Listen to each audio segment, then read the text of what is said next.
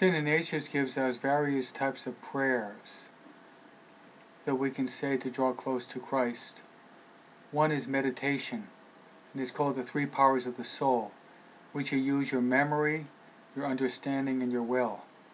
Memory of the topic, understanding, trying to plumb at the depths of the mystery of the topic, and then the will, allowing your heart to open up and to really derive fruit from this meditation. Fruit which would be the virtues that this meditation shows, we draw them into our hearts. For example, the Annunciation, we draw into our hearts the fruit of Mary's yes, her humility, her docility, her obedience, her openness to God.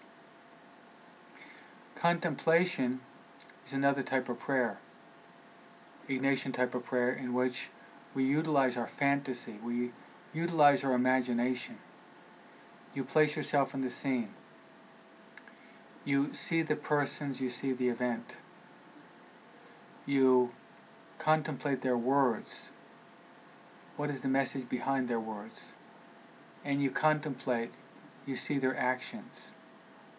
And by doing this, by contemplating, you start to become transformed, in which your mind becomes more and more the mind of Christ. And as St. Paul says, no longer I who live, but it's Christ who lives in me. So as we move into the life of Christ, starting with the mysteries of the Incarnation, the Visitation, the birth of Jesus, these prayers lend themselves to contemplation, entering into the scene, imagining it, utilizing your fantasy, your imagination, to become part with the scene, and allow the scene, the person of Jesus and Mary, to transform you. That's why we beg for the grace of intimate knowledge of Jesus became man for us, that we love him more ardently and follow him more closely. We pray for the fruit.